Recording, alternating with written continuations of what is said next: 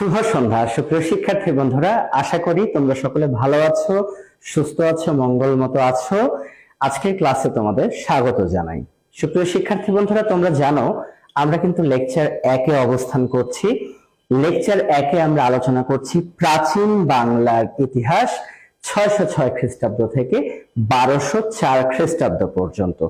ইতিপূর্বে প্রাচীন বাংলার ইতিহাসের উপরে আমরা কিন্তু দুটো ক্লাস নিয়েছি। সেই ধারাবাহিকতায় আজকে বাংলাদেশ বিষয়গুলি লেকচার 1-এর তৃতীয় খণ্ড। আমরা গত ক্লাসে কিন্তু আলোচনা করছিলাম পাল বংশ নিয়ে। নিশ্চিত তোমাদের মনে আছে পাল বংশ। তো জাস্ট আমি একটু রিভিউ করি অল্প সময়ে। তোমরা দেখেছো শশাঙ্ক মৃত্যু পরবর্তী সময়ে বাংলায় বিরাজ করেছিল অরাজক অবস্থা, যেটাকে বলা হয়েছে মাৎস্যন্যায়। মাৎস্যন্যায় চলেছিল কিন্তু প্রায় 100 বছর। আর এই অরাজক অবস্থার অবসান ঘটিয়েই কিন্তু ক্ষমতায় আসেন আমরা জানি গোপাল পাল। কে ক্ষমতায় এসেছিলেন? গোপাল পাল। এবং যে গোপাল পাল কর্তৃক প্রতিষ্ঠা লাভ করেছিল পাল বংশ, তাই তো বলতে পারি পাল বংশের প্রতিষ্ঠাতা গোপাল পাল। অরাজক অবস্থার অবসান ঘটিয়েছেন গোপাল পাল, ঠিক আছে। এবং বাংলার ইতিহাসে সবচেয়ে দীর্ঘকালীন রাজবংশ কিন্তু পাল বংশ, কারণ আমি গত ক্লাসে বলেছিলাম পালেরা কিন্তু প্রায় 400 বছর রাজত্ব করেছে। সুপ্রিয় শিক্ষার্থী বন্ধুরা, আমরা তারপরে দেখেছি যে পাল শাসনের পর্যায় ছিল কিন্তু 3টি। প্রথম পর্যায়টা ছিল উদীয়মান প্রতিপত্তির যুগ, 2 নম্বর পর্যায়টা ছিল অবনতি ও পুনরুদ্ধারের যুগ, এবং 3 নম্বর সর্বশেষ পর্যায়টা হচ্ছে অবনতি এবং বিলুপ্তির যুগ। তো আমি উদীয়মান প্রতিপত্তির যুগে কিন্তু 3 জন শাসকের কথা বলেছিলাম, যারা কিন্তু প্রায় 100 বছর রাজত্ব করেছিলেন। তার মধ্যে প্রতিষ্ঠাতা কিন্তু গোপালের কথা বলেছি। গোপাল কিন্তু 756 থেকে 781 খ্রিস্টাব্দ পর্যন্ত রাজত্ব করেছেন। তার মানে পাল বংশের প্রতিষ্ঠা সালটা কিন্তু অবশ্যই 756 হবে। এবং আমরা দেখতে পেয়েছি যে পাল রাজারা কিন্তু বৌদ্ধ ধর্মাবলম্বী, এবং গোপাল পাল যে পাল বংশ প্রতিষ্ঠা করলেন 17 পুরুষ ধরে। তার মানে পালরা কত পুরুষ ধরে শাসন করেছে? 17 পুরুষ ধরে। প্রতিষ্ঠাতা গোপাল পাল এবং শেষ পুরুষের নাম আমরা পেয়ে থাকি মদন পাল। অনেক বইতে কিন্তু পাল বংশের শেষ শাসক রামপাল লেখা থাকে, আসলে ওটা ভুল। পালদের সর্বশেষ যোগ্য শাসক যদি বলা হয় সেটা হবে কিন্তু অবশ্যই রামপাল। কিন্তু পাল বংশের শেষ পুরুষ নামেও মদন, কামেও মদন, মদন পাল। গোপাল পালের একটা উল্লেখযোগ্য কৃতিত্ব যে তিনি কিন্তু বাংলায় প্রথম বংশানুক্রমিক শাসন শুরু করেছেন। আর আরেকটা বড় কৃতিত্বের কথা আমি বলতে পারি যে ভারতে একটি বিহার আছে ওদন্তপুরী বিহার। ওদন্তপুরী বিহার, এই ওদন্তপুরী বিহার কিন্তু এটি নির্মাণ করেছিলেন গোপাল পাল। এবং আমি গত ক্লাসে একটি বিষয় পরিষ্কার করেছিলাম, বিহার মূলত পাল রাজারাই নির্মাণ করতেন এবং ওদন্তপুরী বিহার নির্মাণ করেছিলেন আমি বলেছি গোপাল পাল। সুপ্রিয় শিক্ষার্থী বন্ধুরা, গোপাল পালের পরে আমরা ক্ষমতায় দেখেছিলাম কিন্তু তার পুত্র ধর্মপালকে। এবং আমি গত ক্লাসে পরিষ্কার করেছি যে গোপালের পুত্র ধর্মপাল তিনি কিন্তু পাল বংশের শ্রেষ্ঠ শাসক ছিলেন। তিনি 40 বছর রাজত্ব করেছিলেন। আমরা যতটুকু জানি 781 থেকে 821 খ্রিস্টাব্দ পর্যন্ত তিনি শাসন করেছেন। তিনি পালদের শ্রেষ্ঠ পুরুষ। তার নামটা যদি আবার একটু লিখি, ধর্মপাল।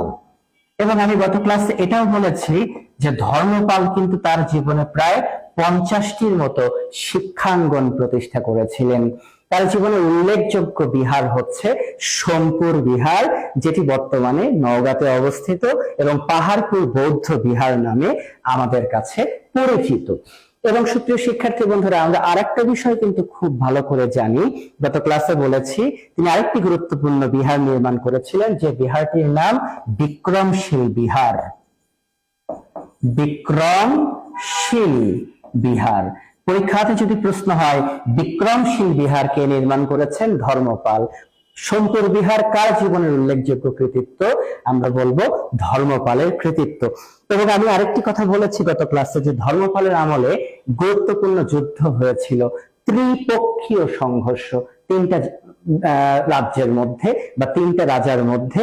ধর্মপাল পরাজিত হলেও ওই অঞ্চলটা তার দখলেই যায়, মানে পরাজিত হয়ে ধর্মপাল সফলতা অর্জন করে, যেটাকে আমি ত্রিপক্ষীয় সংঘর্ষ বলেছি। কোন পাল রাজার আমলে হয়েছিল? ধর্মপালের আমলে হয়েছিল। সুপ্রিয় শিক্ষার্থী বন্ধুরা, এবং যতটুকু আমরা জানি যে ধর্মপাল তার রাজত্বকালে পালি ভাষার কিন্তু ব্যাপক বিস্তার লাভ হয়েছিল। কি ভাষার? পালি ভাষার ব্যাপক বিস্তার লাভ হয়েছিল। এবং আরেকটি তথ্য আমরা মনে রাখার চেষ্টা করব যে আমাদের বাংলা সাহিত্যের সবচেয়ে আদি নিদর্শন চর্যাপদ, এই চর্যাপদের অনেক পদকর্তা কিন্তু এই সোমপুর বিহার, যেটি বর্তমান পাহাড়পুর বৌদ্ধ বিহার নামে পরিচিত, সেখানে বসবাস করতেন। আমরা ধর্মপালের পরে দেখেছি তার পুত্র ক্ষমতায় বসেছিলেন, তার পুত্রের নাম কিন্তু দেবপাল। দেবপাল। এবং তাহলে আমরা জানলাম গোপাল, গোপালের পুত্র ধর্মপাল, ধর্মপালের পুত্র দেবপাল। দেবপালও কিন্তু 40 বছরের রাজত্ব করেছেন, তিনি পিতার মতো 40 বছর, অর্থাৎ 821 থেকে 861 পর্যন্ত রাজত্ব করেছেন দেবপাল। দেবপালকে নিয়ে আমি একটি কথা গত ক্লাসে বলেছি যে পাল সাম্রাজ্যের সবচেয়ে বেশি বিস্তার ঘটেছে কিন্তু দেবপালের রাজত্বকালে। পাল সাম্রাজ্যের সবচেয়ে ব্যাপক বিস্তার ঘটেছে দেবপালের শাসনামলে। সুপ্রিয় শিক্ষার্থী বন্ধুরা, দেবপাল পরবর্তী সময় তাহলে আমরা দেখতে পেলাম গোপাল, গোপালের পুত্র ধর্মপাল, তার পুত্র দেবপাল, এই তিনজন শাসকের সময়কালকে কিন্তু বলা হয়ে থাকে উদীয়মান প্রতিপত্তির যুগ। তবে উদীয়মান প্রতিপত্তির যুগের পরে কিন্তু পাল সাম্রাজ্যে বিশৃঙ্খলতা দেখা দেয়। বহিঃশত্রু কিন্তু বারে বারে পাল সাম্রাজ্যকে আক্রমণ করতে থাকে। কিন্তু এর মধ্যে আমরা একজন পাল শাসকের নাম পাই, নারায়ণ পাল। নারায়ণ পাল। সুপ্রিয় শিক্ষার্থী বন্ধুরা, নারায়ণ পালের কথা কেন আমি উল্লেখ করছি? কারণ তিনি 866 থেকে 920 খ্রিস্টাব্দ পর্যন্ত, অর্থাৎ 54 বছর রাজত্ব করেছেন নারায়ণ পাল। পালদের দীর্ঘকালীন পুরুষ কিন্তু আমরা বলতে পারি নারায়ণ পাল। সুপ্রিয় শিক্ষার্থী বন্ধুরা, নারায়ণ পাল পরবর্তী সময়ে আমরা আরেকটি পাল পুরুষকে এখন দেখার চেষ্টা করব, এবং আজকের মূল পড়ার মধ্যে আমরা এখন প্রবেশ করছি। সেই পুরুষটির নাম হচ্ছে দ্বিতীয় মহিপাল। দ্বিতীয় মহিপাল। দ্বিতীয় মহিপাল থেকে প্রশ্ন হওয়ার সম্ভাবনা আছে। দ্বিতীয় মহিপাল রাজত্ব করেছেন মূলত 1075 খ্রিস্টাব্দ থেকে 1080 খ্রিস্টাব্দ পর্যন্ত, মানে মাত্র 5 বছরের মতো দ্বিতীয় মহিপাল রাজত্ব করেছিলেন। তো আমি গত ক্লাসে পরিষ্কার করেছি তোমাদের, পাল রাজারা কিন্তু বৌদ্ধ ধর্মাবলম্বী। পাল রাজারা মূলত বৌদ্ধ ধর্মাবলম্বী। তো দ্বিতীয় মহিপাল যখন শাসন করছিলেন, তিনি বলে বসলেন, তার আগে একটি কথা আবারও মনে করিয়ে দিতে চাই, শশাঙ্ক যেমন গোর জনপদের রাজা ছিলেন, কিন্তু গত ক্লাসে বলেছি পালরা কিন্তু 4টা জনপদ জুড়ে শাসন করতেন। যদি আবারও লিখি জনপদগুলো, পুন্ড্র, গোর, বরেন্দ্র এবং রাঢ়। তাহলে পালরা শাসন করতেন কয়টি জনপদ জুড়ে? 4টি জনপদ জুড়ে পালরা শাসন করতেন। তবে আমি গত ক্লাসে পরিষ্কার করেছি যে পালদের জনকভূমি যদি কখনো পরীক্ষায় আসে, সেটি হবে কিন্তু বরেন্দ্র অঞ্চল। ওকে, পাল রাজাদের জনকভূমি কোন অঞ্চল? বরেন্দ্র অঞ্চল। সুপ্রিয় শিক্ষার্থী বন্ধুরা, তাহলে দ্বিতীয় মহিপাল তিনি যখন শাসন ক্ষমতায় বসলেন, বসে তিনি ঘোষণা দিলেন তার সাম্রাজ্যে কোনো মাছ ধরা চলবে না। তো জেলেরা তো মাছ ধরে জেলেরা জীবিকা নির্বাহ করে, কিন্তু আমাদের দ্বিতীয় মহিপাল বললেন তার সাম্রাজ্যে কোনো মাছ ধরা চলবে না, কারণ বৌদ্ধরা জীব হত্যা করতেন না। ঠিক আছে, জীবে প্রেম করে যেই জন সেই জন সেবিছে ঈশ্বর, একটি কথা রয়েছে স্বামী বিবেকানন্দের। তো বৌদ্ধরা সাধারণত জীব হত্যা করতে চাইতেন না, তাই দ্বিতীয় মহিপাল তিনি তার সাম্রাজ্যে মাছ ধরা বন্ধ করে দিল। তো জেলেরা তারা মাছ ধরে, মাছ ধরেই তাদের পেটে কিন্তু ভাত ওঠে, অন্ন ওঠে। তাহলে জেলেরা এখন কি করবে? জেলেদের পেটে লাথি মারা হলো, জেলেদের রুটি রোজগার বন্ধ করে দেওয়া হলো। তাহলে খুব স্বভাবত দেয়ালে পিঠ যখন থেকে যায়, বিড়ালও কিন্তু কি হয়ে যায়? বাঘ হয়ে যায়। তো আমাদের এই বরেন্দ্র অঞ্চলে জেলে সম্প্রদায় বসবাস করত, তাদেরকে বলা হতো কৈবর্ত। কৈবর্ত, আমাদের এই বরেন্দ্র অঞ্চলে কৈবর্ত সম্প্রদায়ের লোকেরা বসবাস করতেন। তো কৈবর্তরা মূলত জেলে, তারা কি সম্প্রদায়ের মানুষ? জেলে সম্প্রদায়ের মানুষ। তো কৈবর্তদের নেতা ছিলেন, তার নাম ছিল দিব্যক। দিব্যক। সুপ্রিয় শিক্ষার্থী বন্ধুরা, বক মাছ ধরে না, টাপাটাপ টাপাটাপ, বক কি ধরে? মাছ ধরে। তো জেলেদের নেতা তো মাছ ধরবে, তাই জেলেদের নেতার নাম কি? দিব্যক। দা বক, দিব্যক। সুপ্রিয় শিক্ষার্থী বন্ধুরা, দিব্যক তিনি দ্বিতীয় মহিপালের এই আদেশ মানতে পারলেন না। মানতে না পেরে আমরা দেখতে পেলাম দ্বিতীয় মহিপাল তিনি জেলেদেরকে সংঘবদ্ধ করলেন, সংঘবদ্ধ করে তিনি আক্রমণ করে বসলেন দ্বিতীয় মহিপালকে।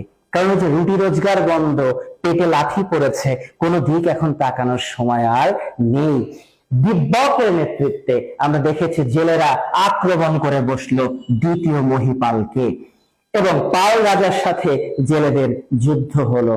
যুদ্ধে নিহত হলেন দ্বিতীয় মহিপাল। তাহলে আমরা এতটুকু ভাবতেই তো পারি যে দ্বিতীয় মহিপাল কতটা অযোগ্য একজন শাসক।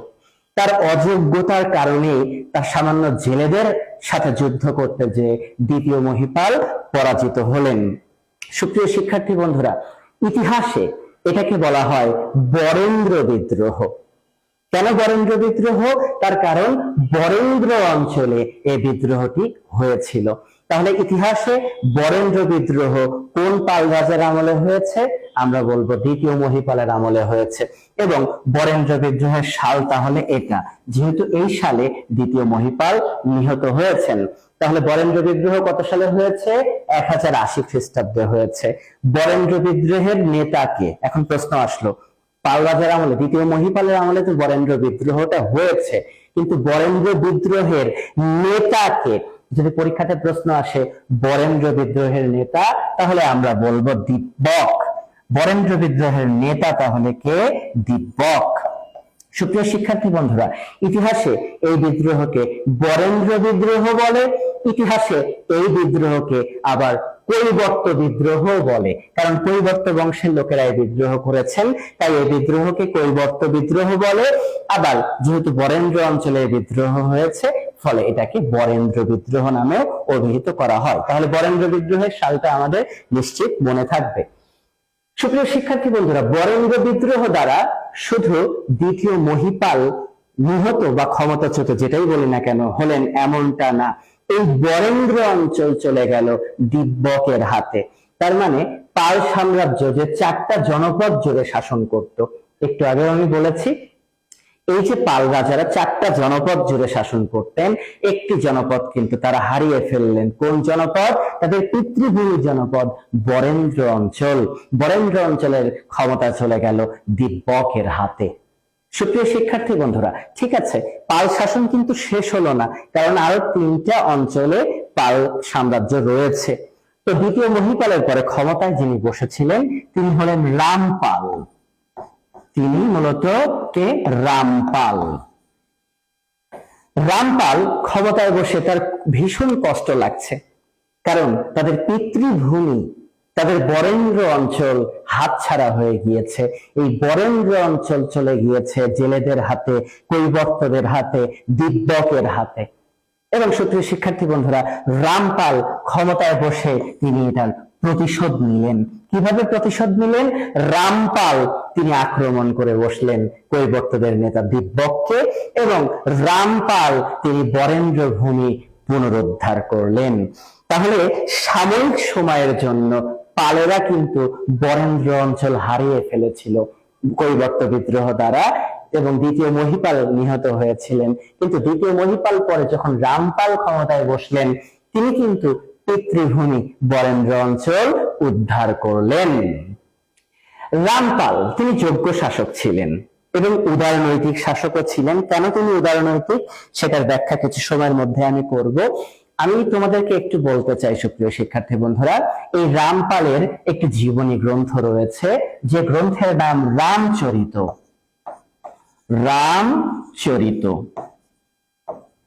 পরীক্ষাতে প্রশ্ন হতে পারে, রামচরিত কার জীবনীমূলক গ্রন্থ?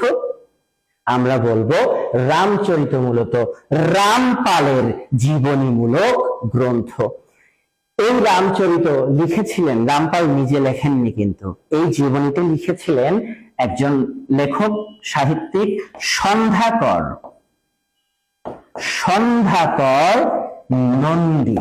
আমরা মনে রাখবো, রামপালের জীবনী লিখেছিলেন, রামচরিত লিখেছিলেন সন্ধ্যাকর নন্দী। সুপ্রিয় শিক্ষার্থী বন্ধুরা, রামচরিত অসাধারণ একটা কাব্য। কেন? এটা কিন্তু কাব্য। রামচরিত মনে রাখা একটা জীবনীমূলক কাব্য। এই কাব্য অসাধারণ কেন? তার কারণ এই কাব্যের একটি লাইনের দুটো করে অর্থ রয়েছে। একটি লাইনের কয়টা করে অর্থ রয়েছে? দুটো করে অর্থ রয়েছে। আসো তোমাদেরকে আমি ব্যাখ্যা করি। প্রথম অর্থ, তোমরা জানো পৃথিবীর অন্যতম শ্রেষ্ঠ একটি জাত মহাকাব্য হচ্ছে রামায়ণ। তোমরা সকলে জানো পৃথিবীর অন্যতম জাত মহাকাব্য রামায়ণ। সুপ্রিয় শিক্ষার্থী বন্ধুরা, রামায়ণ আমরা যতটুকু জানি যে অযোধ্যা, ভারতের অযোধ্যার রাজা ছিলেন কিন্তু রামচন্দ্র। রামচন্দ্র পিতৃ আদেশ পালনের জন্য তার স্ত্রী সীতাকে নিয়ে কিন্তু বনবাসে ছিলেন, বনবাসে গিয়েছিলেন। আর সেই বনবাসে থাকাকালীন সময়ে লঙ্কা রাজা, লঙ্কা মানে শ্রীলঙ্কা, শ্রীলঙ্কার রাজা ছিলেন রাবণ। শ্রীলঙ্কার রাজা কে ছিলেন? রাবণ ছিলেন। তো এই দুষ্ট রাবণ তিনি কি করেছিলেন? সীতাকে অপহরণ করেছিলেন। তাহলে লঙ্কা রাজা রামচন্দ্র যখন তার স্ত্রী সীতাকে নিয়ে বনবাসে ছিলেন, সে সময় লঙ্কা রাজা সীতাকে অপহরণ করে শ্রীলঙ্কাতে নিয়ে গিয়েছিলেন। অতঃপর রামচন্দ্র হনুমানদের সহায়তায় আমরা জানি তিনি সাগর পাড়ি দেন, লঙ্কা চলে যান, রাবণকে কি করেন? বধ করেন। রাবণকে বধ করেছেন, হত্যা করেছেন কে? রাম, অযোধ্যার রাজা রামচন্দ্র।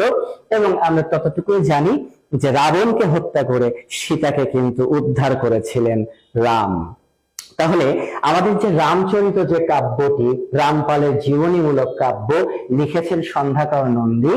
এই কাব্যের একটা অংশ প্রকাশ পাচ্ছে রামায়ণের কাহিনী, যে লঙ্কা রাজা রাবণ আমরা দেখেছি রামের স্ত্রী সীতাকে অপহরণ করে নিয়ে যায় এবং রামচন্দ্র লঙ্কা গিয়ে সীতাকে উদ্ধার করে ফিরে আসে। আরেকটা অর্থ হচ্ছে এই রামপাল হচ্ছেন রাম। এই রামপালকে তুলনা করা হচ্ছে কার সাথে? রামের সাথে তুলনা করা হচ্ছে। আর দিব্যক, ওই যে জেলেদের নেতা দিব্যক, দিব্যককে তুলনা করা হচ্ছে রাবণের সাথে। এবং এই যে বরেন্দ্র অঞ্চল, পালদের জনভূমি, এটাকে তুলনা করা হচ্ছে সীতার সাথে। এবং বলা হচ্ছে যে দিব্যক বরেন্দ্র অঞ্চল দখল করেছিল, মানে রাবণ সীতাকে দখল করেছিল, কিন্তু রামপাল, রাম, সে সীতাকে মানে বরেন্দ্র অঞ্চলকে আবার কি করেছে? উদ্ধার করেছে।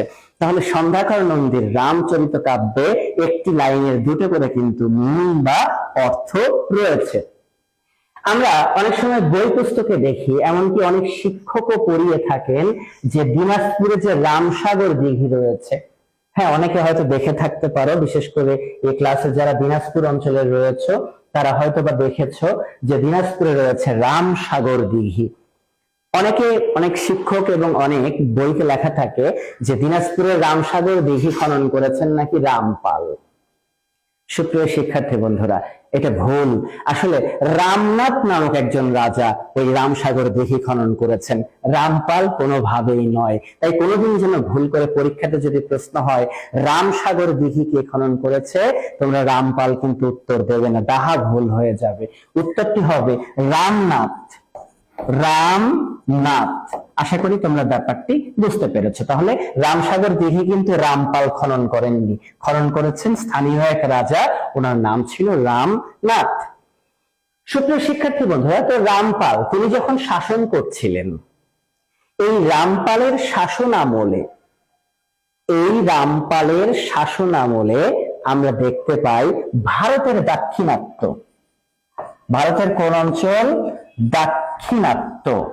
সুপ্রিয় শিক্ষার্থী বন্ধুরা, মূলত আজকে যে ভারতের তামিলনাড়ু অঞ্চল রয়েছে, দক্ষিণে যে তামিল প্রদেশ রয়েছে, ওটাই ছিল মূলত ভারতের দাক্ষিণাত্য।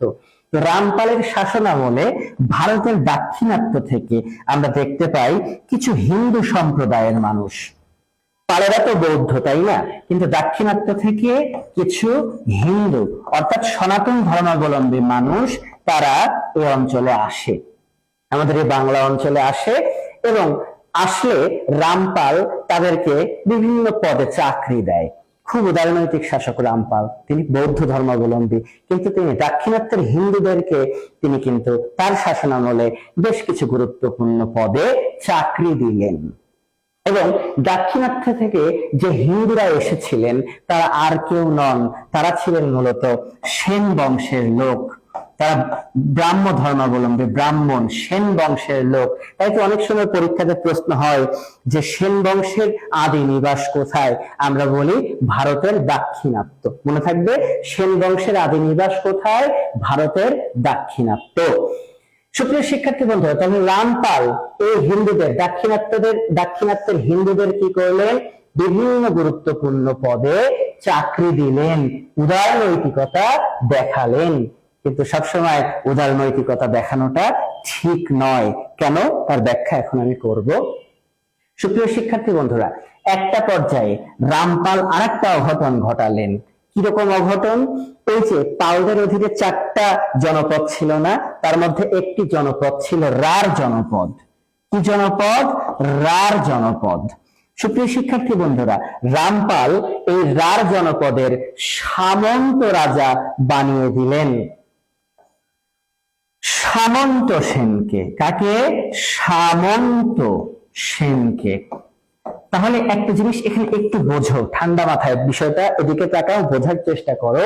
সে বিষয়টি হচ্ছে, রামপাল তিনি দাক্ষিণাত্যের হিন্দুদেরকে তো চাকরি দিলেন, আবার তার সাথে রার অঞ্চলের সামন্ত রাজা বানিয়ে দিলেন এই হিন্দুদের মধ্য থেকে একজনকে। হ্যাঁ, সামন্ত রাজা কিন্তু কোনো স্বাধীন রাজা নয়, সামন্ত রাজা কোনো স্বাধীন রাজা নয়। কেন স্বাধীন রাজা নয়? কারণ তারা কিন্তু পালদের অধীনে থেকে ওই অঞ্চলকে দেখভাল করত, কিন্তু এই সুযোগটা তো রামপালই করে দিলেন। ব্যাপারটা তাই কিনা? তাহলে আমরা দেখতে পেলাম রার অঞ্চলের সামন্ত রাজা হলেন কিন্তু সামন্ত সেন। রার অঞ্চলের সামন্ত রাজা হলেন কোন সেন? সামন্ত সেন। তাহলে সামন্ত সেন কি কোনো স্বাধীন রাজা? না, তিনি সামন্ত রাজা, নামেও সামন্ত, কামেও সামন্ত। কাদের অধীনে? পালদের অধীনে। অনেকে মনে করতে হয়তো আগে, এই ক্লাসের আগে, যে হয়তো বা পাল বংশের পতনের পরে সেন বংশ প্রতিষ্ঠা হয়েছে, কিন্তু আজকের ক্লাস দ্বারা তোমরা বুঝবে যে তা না, পাল বংশ থাকতেই সেন বংশ প্রতিষ্ঠা হয়।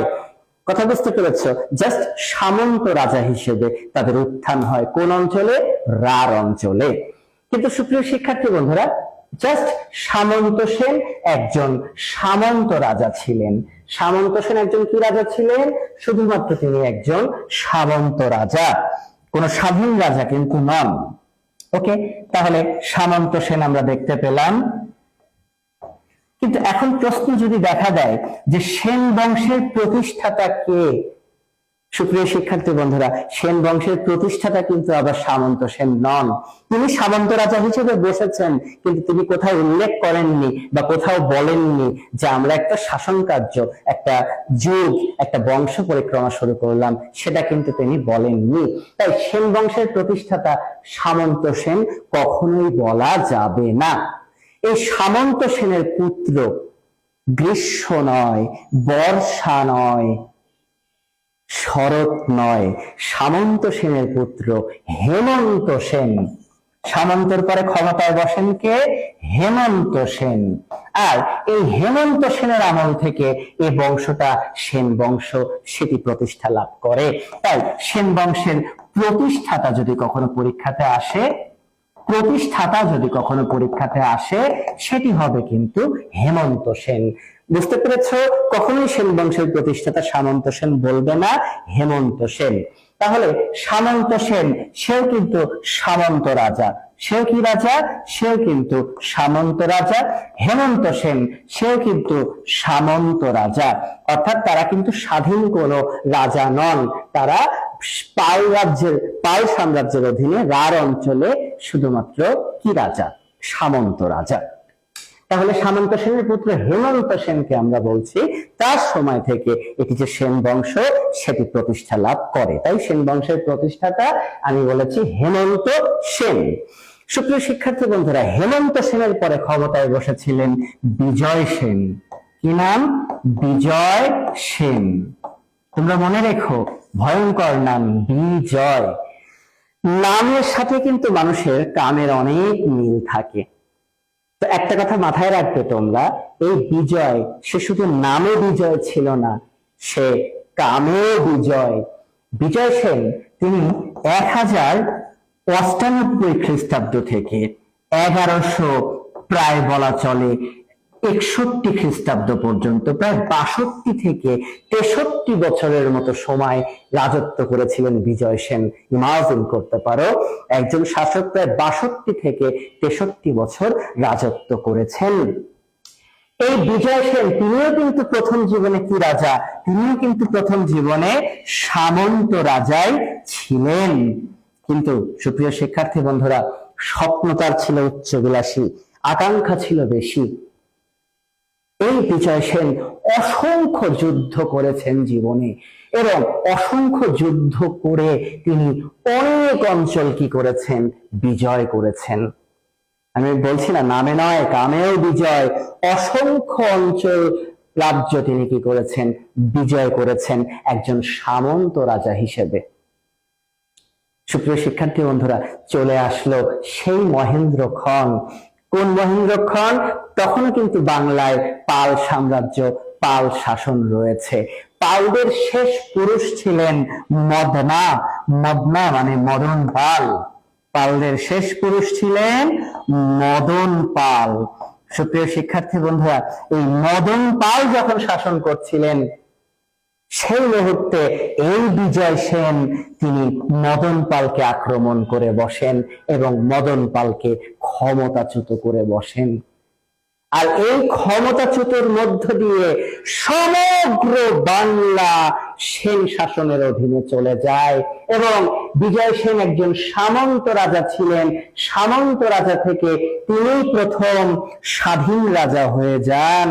তাহলে লক্ষ্য করে দেখো, যে পালেরা এক সময় সুযোগ দিয়েছিল সামন্ত রাজা হিসেবে সেনদের, সেই সেনেরাই কালের বিবর্তনে সবল মেরে দিল কাদেরকে?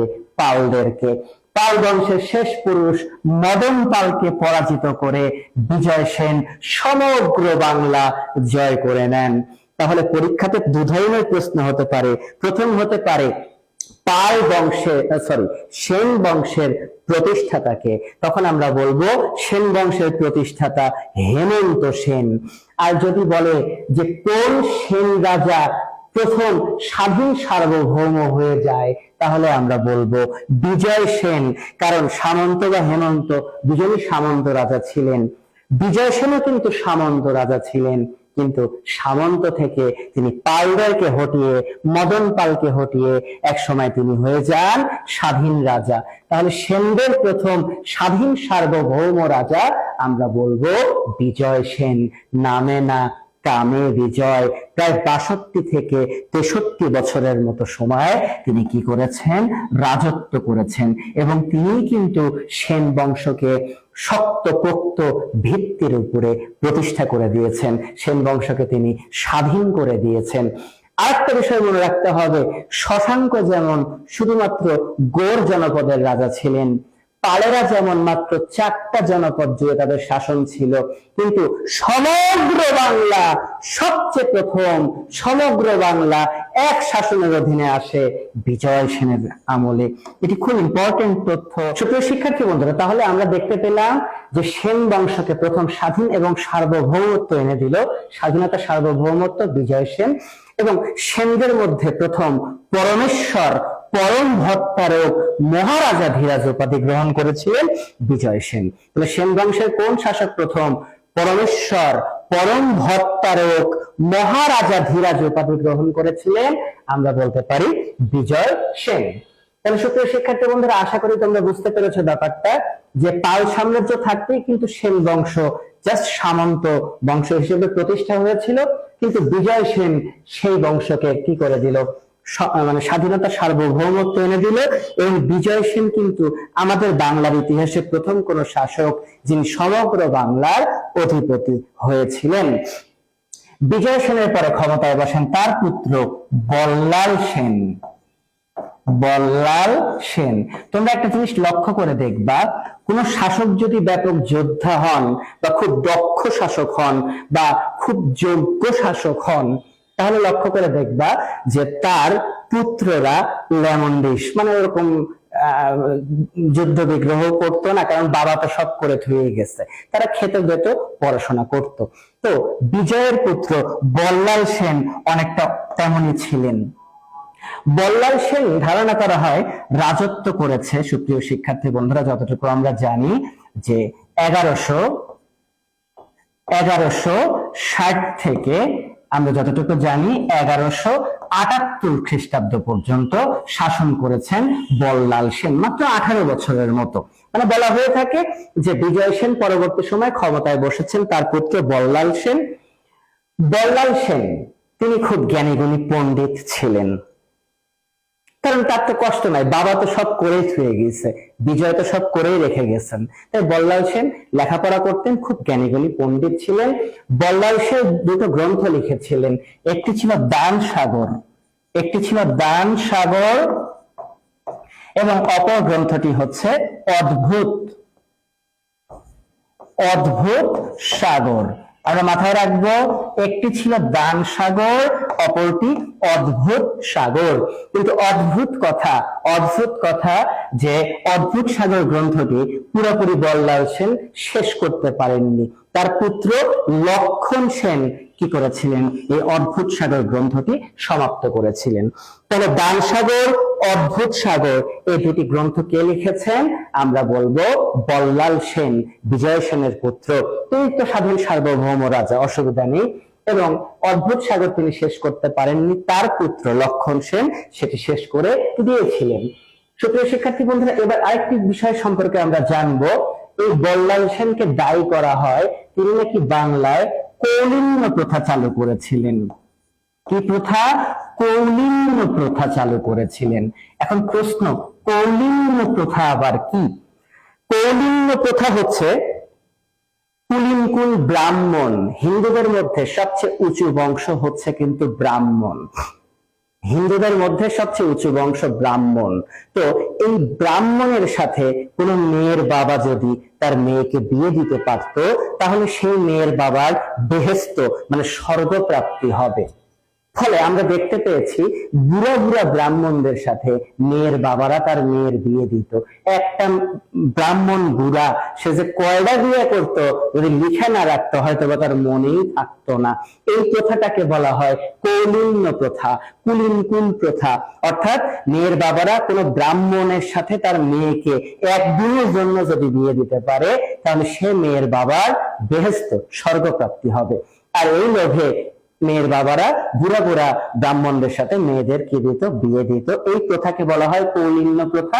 এবং বল্লাল সেনকে দায়ী করা হয় তিনি নাকি এই কৌলিন্য প্রথা চালু করেছিলেন, যদিও সেনদের কোনো তাম্র শাসনে এরকম কোনো কিছু উল্লেখ নেই।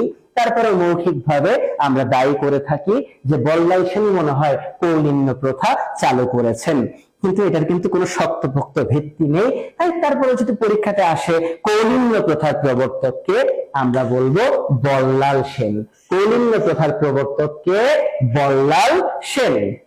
সুপ্রিয় শিক্ষার্থী বন্ধুরা, এবার মাথায় আনবো যে বিষয়টি, সেটি হলো বল্লাল সেনের মৃত্যুর পরে ক্ষমতায় বসেন তার পুত্র লক্ষণ সেন। তার পুত্র লক্ষণ সেন। তাহলে আমরা যতটুকু জানি 1178 খ্রিস্টাব্দে ক্ষমতায় বসেন পিতার মৃত্যুর পরে লক্ষণ সেন। দুঃখজনক হলেও সত্য, লক্ষণ সেন যখন ক্ষমতায় বসেছিলেন তখন 60 ঊর্ধ্ব বয়স ছিল তার। এখন তোমরা বলতে পারো এত বয়স কেন? কারণ বাবা, এই লক্ষণ সেনের দাদা বিজয় সেন, ওই বুড়ায় তো 62 বছর প্রায় একাই রাজত্ব করেছে। তার মানে বিজয়ের মৃত্যুর পরে যখন তার পুত্র বল্লাল সেন ক্ষমতায় বসেছিলেন, তিনিও কিন্তু অনেক বয়সে ক্ষমতায় বসেছেন, অনেক বয়সে ক্ষমতায় বসেছেন। অনেকটা ইংল্যান্ডের রাজ পরিবারের মতো, যে রানী দ্বিতীয় এলিজাবেথ প্রায় 100 বছরের মতো বেঁচেছে। ফলে তার মৃত্যুর পরে তার ছেলে চার্লস, বর্তমান যুক্তরাজ্যের রাজা চার্লস ক্ষমতায় বসেছেন প্রায় 70 ঊর্ধ্ব বয়সে। তাহলে মাও মরে না, ছেলেও কি বসতে পারে না, রাজা হতে পারে না, ক্ষমতায় বসতে পারে না। তো ওরকমই ছিল যে বিজয় সেন এত বছর রাজত্ব করেছেন যে বিজয়ের পুত্র বল্লাল সেন কিন্তু বয়স্ক অবস্থায় ক্ষমতায় বসেছেন। একই ধারাবাহিকতায় বল্লালের ছেলে লক্ষণ সেনও যখন ক্ষমতায় বসেছেন তার বয়স কিন্তু 60 ঊর্ধ্ব। সুপ্রিয় শিক্ষার্থী বন্ধুরা, সেনদের কিন্তু একাধিক রাজধানী ছিল। সেনদের রাজধানী ছিল বিক্রমপুর। বিক্রমপুর, বিক্রমপুর আমাদের চেনা জায়গা। ঢাকার পাশে যে মুন্সিগঞ্জ আছে না, আজকে এই মুন্সিগঞ্জই কিন্তু বিক্রমপুর। তো এই বিক্রমপুরে কিন্তু সেনদের কি ছিল? রাজধানী ছিল। আর একটা ছিল নদিয়ার কাছাকাছি বিজয়পুর। বিজয়পুর, বিজয়পুর মূলত বিজয় সেনের রাজধানী ছিল, তার নামেই ওই জায়গাটা হয়েছিল বিজয়পুর। আর একটা রাজধানী ছিল তাদের নদিয়া। নদিয়া, তবে নদিয়াতে যখন সেন রাজারা ধর্মকর্ম করতে যেত তখন তারা রাজধানী নদিয়া নিয়ে যেত।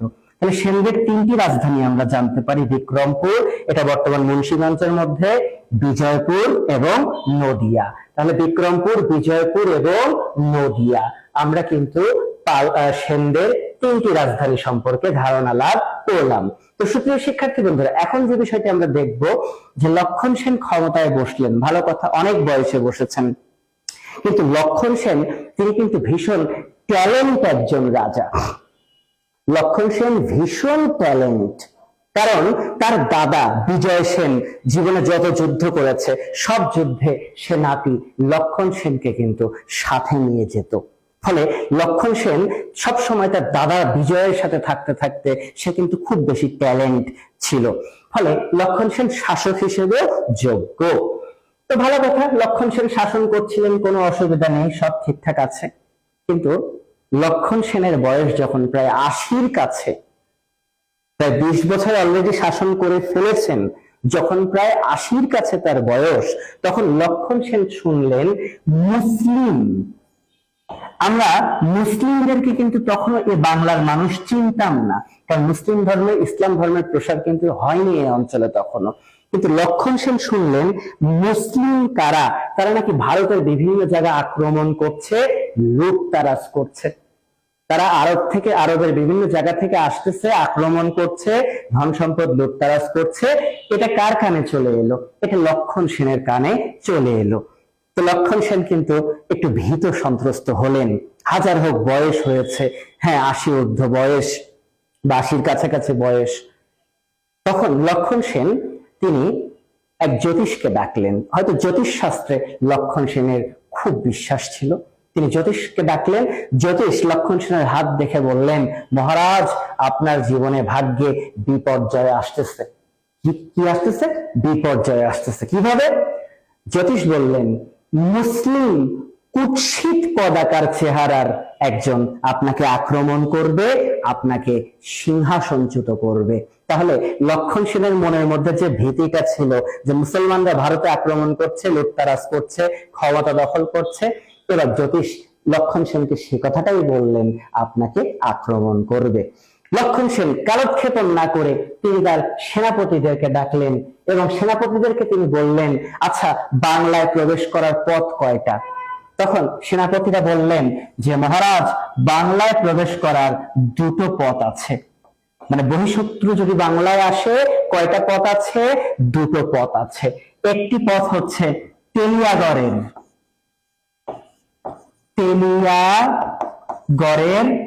গিরিপথ, তেলিয়াগড়ের গিরিপথ, এটি সহজ একটি রাস্তা, তেলিয়াগড়ের গিরিপথ। আরেকটি পথ রয়েছে, সেটি হচ্ছে ঝাড়খণ্ডের জঙ্গল, ঝাড়খণ্ডের জঙ্গল। তাহলে লক্ষণ সেন ভালো করে জানলেন যে বাংলায় যদি কোনো বহিঃশত্রু আক্রমণ করে, বাংলায় আসবার পথ আছে দুটো, একটি তেলিয়াগড়ের গিরিপথ আর একটি ঝাড়খণ্ডের জঙ্গল। কিন্তু সুপ্রিয় শিক্ষার্থী বন্ধুরা, তার সেনাপতিরা তাকে যেটা বোঝালেন যে কোনোভাবে এই ঝাড়খণ্ডের জঙ্গলের মধ্য দিয়ে কোনো বহিঃশত্রু বাংলায় আসতে পারবে না, যদি আসে বহিঃশত্রু তেলিয়াগড়ের গিরিপথ দিয়ে আসবে। তখন লক্ষণ সেন তার সব সৈন্য এই তেলিয়াগড়ের গিরিপথে মোতায়েন করলেন যে কে আসবে আসো, ঠিক আছে। কারণ সেনারা এত পাওয়ারফুল, এত যুদ্ধ করেছে, এত শক্তি তাদের, ফলে লক্ষণ সেনের প্রচুর সৈন্য ছিল। সৈন্যদেরকে মোতায়েন করা হলো কোথায়? তেলিয়াগড়ের এই গিরিপথে। ওকে, আর জঙ্গল দিয়ে তো কেউ আসবে না, এটা একদমই পরিষ্কার, ওই জঙ্গল দিয়ে আসা সম্ভব না। লক্ষণ সেন একটু নিশ্চিন্ত হলেন। লক্ষণ সেন নদিয়া চলে গেলেন। নদিয়া গিয়ে তিনি যাগযজ্ঞ পূজা নিয়ে ব্যস্ত হয়ে গেলেন, ঈশ্বরকে ডাকতে থাকলেন যে ঈশ্বর আমাকে বাঁচাও, আমাকে রক্ষা করো। সুপ্রিয় শিক্ষার্থী বন্ধুরা, এবার আসবো সেই মহেন্দ্রক্ষণে।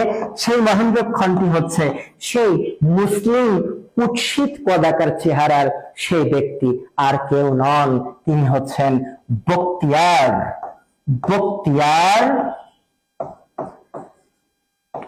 খলজি। তিনি হচ্ছেন বখতিয়ার খলজি। সুপ্রিয় শিক্ষার্থী বন্ধুরা, আমাদের মনে রাখতে হবে বখতিয়ার খলজি, যার বাড়ি আফগানিস্তানে, যিনি ভাগ্যান্বেষণ করতে ভারতে এসেছিলেন। আমরা বখতিয়ার খলজি নিয়ে লেকচার 2 বিস্তর আলোচনা করব। আজকে ঝাপসা ভাবে বলি যে বখতিয়ার খলজির বাড়ি আফগানিস্তানে, তিনি ভাগ্যান্বেষণে এসেছিলেন ভারতে। সত্যি তিনি দেখতে খুব কুৎসিত ছিলেন, খুবই খাটো, খুবই কালো, কিন্তু তার হাতগুলো ছিল অনেক বড় বড়।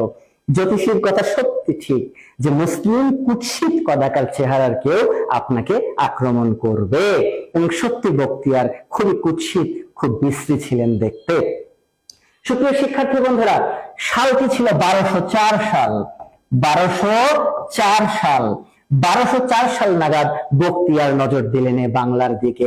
তিনিও খুব ভালো করে খোঁজ খবর নিলেন বাংলায় কিভাবে যাওয়া যায়। তিনিও দেখলেন বাংলায় যাওয়ার দুটো পথ, তেলিয়াগড়ের গিরিপথ, ঝাড়খণ্ডের জঙ্গল। কিন্তু বখতিয়ারের সেই সামর্থ্য নেই যে বখতিয়ার তেলিয়াগড় দিয়ে বাংলায় আসবে, কারণ সে তো ভাগ্যান্বেষী, তার কাছে তো এত সৈন্য নেই। ফলে ভাগ্যান্বেষী বখতিয়ার তিনি চিন্তা করলেন, আমি বাংলায় যাব, আমি সেন বংশকে আক্রমণ করব, তবে সেটা ঝাড়খণ্ডের জঙ্গলের মধ্য দিয়ে আমি যাব। খুব রিস্কি একটি সিদ্ধান্ত নিলেন কিন্তু বখতিয়ার খলজি, এবং রিস্কি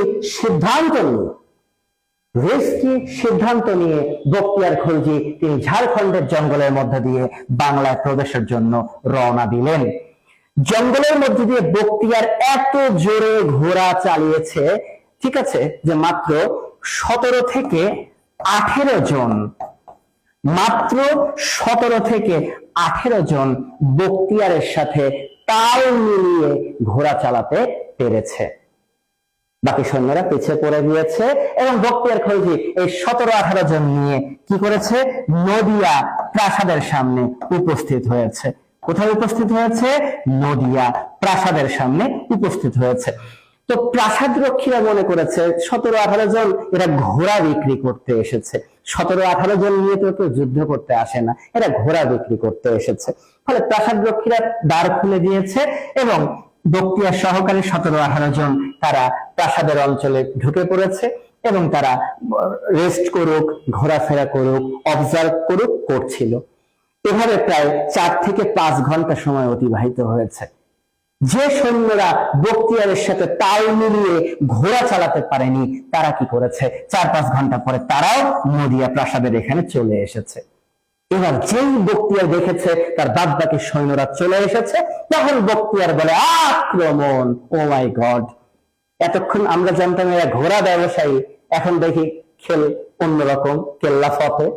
তখন দুপুর বেলা ছিল, এই আশীর্ধ লক্ষণ সেন তখন মধ্যাহ্ন ভোজে ব্যস্ত। খেতে বসেছেন তিনি, হয়তো দুই একবার মুখে খাওয়ার তুলেছেন কিনা। দৌড়ে তার প্রাসাদ রক্ষী গিয়ে তাকে বলল যে মহারাজ, মুসলিম কুৎসিত কদাকার চেহারার একজন আমাদের প্রাসাদে ঢুকে পড়েছে, তার সৈন্য নিয়ে আমাদেরকে আক্রমণ করেছে। তখন লক্ষণ সেন চিন্তা করলো, জ্যোতিষীর কথা তো ফুলে গেল। আর লক্ষণ সেনের মাথায় আসলো যে এই মুসলিমরা অবশ্যই তেলিয়াগড় দিয়েই এসেছে, কারণ লক্ষণ সেন কোনোভাবে চিন্তা করতে পারে না ঝাড়খণ্ডের জঙ্গল দিয়ে কেউ আসতে পারে। তাই লক্ষণ সেন চিন্তা করলেন মুসলিমরা তেলিয়াগড় দিয়ে এসেছে এবং আমার সকল সৈন্যদের হত্যা করেই তারা এসেছে। আমার সৈন্য নাই, আমিও নাই। লক্ষণ সেন পিছন দরজা দিয়ে পই পই করে কি করলো, দৌড় দিল। শেষ, সৈন্য নাই, আমিও নাই। ভাইরে, তখন যদি এরকম মোবাইলের যুগ হতো, লক্ষণ সেন দৌড়ে জঙ্গলের মধ্যে পালায়া সেনাপতিকে ফোন দিত, কিন্তু কি খবর? সেনাপতি কইতো, স্যার আমরা তো বসেই আছি, কেউ তো আসে নাই। তখন কইতো, তোরা তাড়াতাড়ি আয়, তাড়াতাড়ি আয়, আক্রমণ হয়েছে আমাদের, ওই জঙ্গলের মধ্যে দিয়ে চলে আসছে। তখন মোবাইলেরও যুগ নাই, ইন্টারনেটেরও যুগ নাই। লক্ষণ সেন মনে করছে যে এই মুসলিমরা তার সৈন্যদের হত্যা করে তেলিয়াগড় দিয়ে এসেছে। লক্ষণ সেন পালিয়ে চলে গেল। আর বখতিয়ার খলজি তিনি বিনা বাধায় তিনি কি করলেন, বাংলা জয় করলেন। 1200 কত সালে? 4 সালে। এবং পরীক্ষায় প্রশ্ন হতে পারে যে বাংলায় মুসলিম শাসনের বিস্তার বা আধিপত্য বিস্তার হলো কত সালে? 1204 সালে। কার হাত ধরে?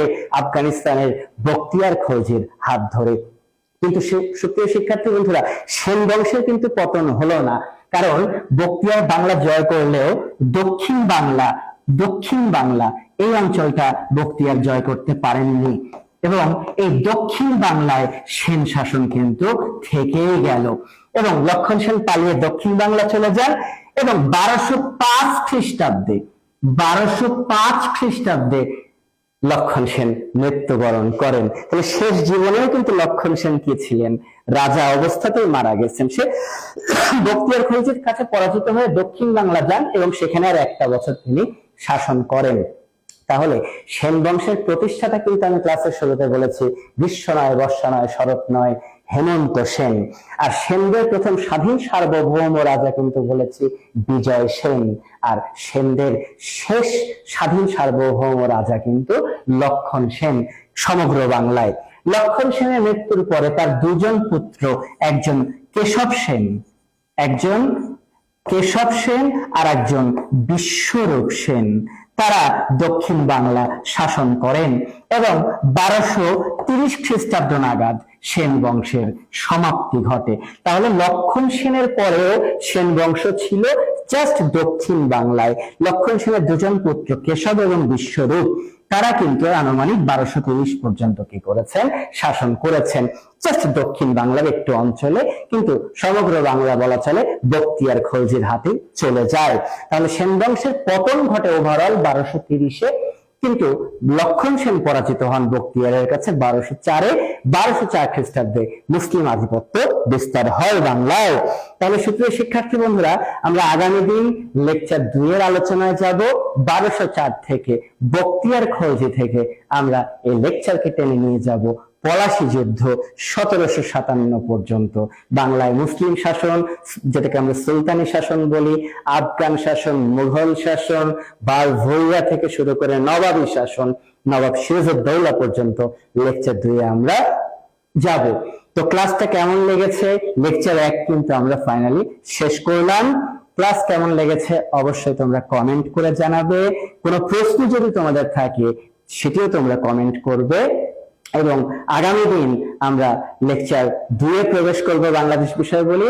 বাংলার মধ্যযুগের ইতিহাস 1204 থেকে পলাশী যুদ্ধ 1757 পর্যন্ত আমরা পড়ব।